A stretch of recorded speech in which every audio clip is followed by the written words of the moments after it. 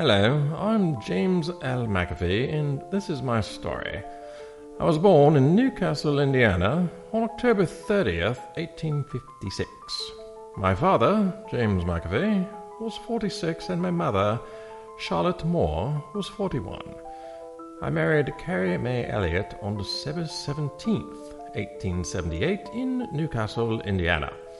We became the proud parents of one son, James Elliott McAfee, born in 1879, and a daughter, Helen Josephine McAfee, born in 1885, who tragically passed away in 1892.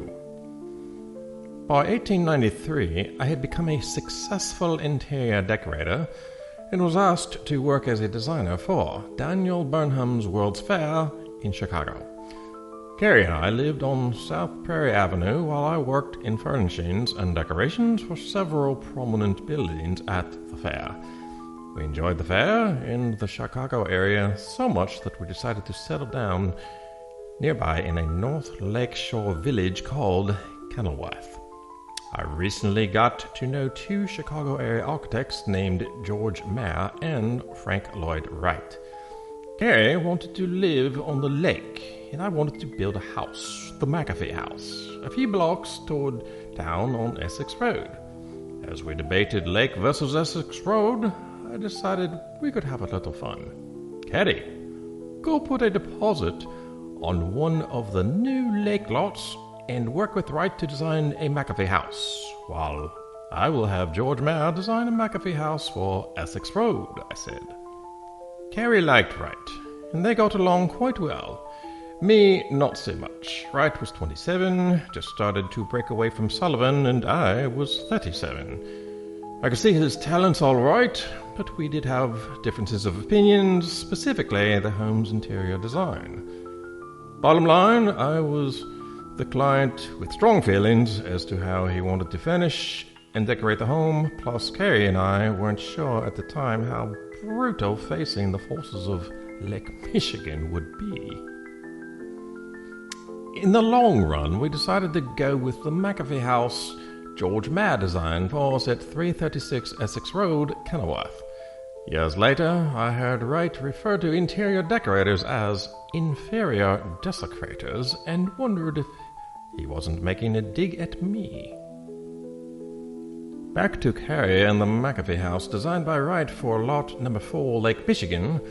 Carrie put a $1,250 deposit down on lot number 4, with a balance due within the year of another $1,250, as reflected by the notes and bills of 1894. Once we had decided to go with George Mayer and his McAfee House at 336 Essex Road, I advised Carrie to simply let the balance lapse. The lake lot was taken back as reflected in the receivables of 1896. Lot number 4 on the lake later became 303 Sheridan Road. This is where the historic home for Dr. Robert Hoff stands today. The house Frank Lloyd Wright designed for us became known later as a dwelling for Mr. McAfee and was featured in the Vasmoot portfolio of 1910.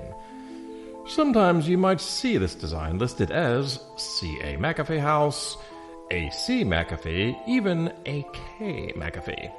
Later researchers even tried to bring one of my Chicago peers, Charles H. or C.H., into the picture.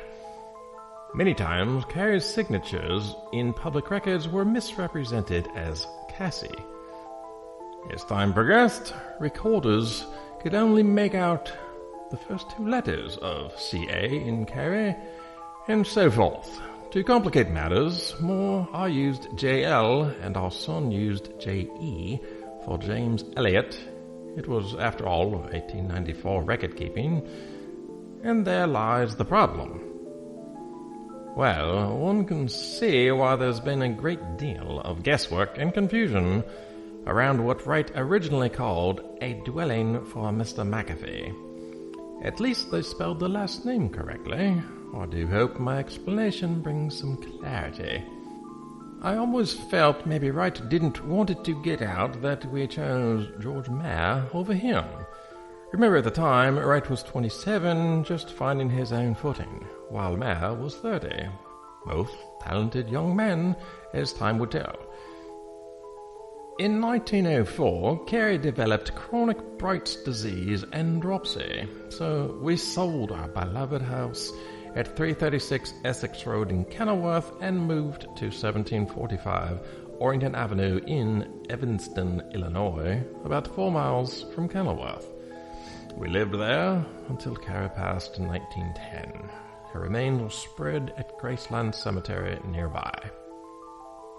Several years later, I married a young art student named Gertrude Marquette Stoney. We got married on February 10, 1916 in Chicago, Illinois. Gertrude and I moved to Lincoln, Nebraska and bought a lot at 1801 C Street. We commissioned Chicago architect Paul V. Highland to design another gorgeous home appropriately named the McAfee House. Gertrude and I loved this home. I spared no detail in designing the interior of the house. I even had a special balcony built on the second floor where, while entertaining guests or clients, I could pull out a roll of fabric that would drape over the balcony, reaching the first floor for guests to examine. The McAfee House at 1801 C Street in Lincoln, Nebraska, along with the McAfee House at 336 Essex Road, stand today.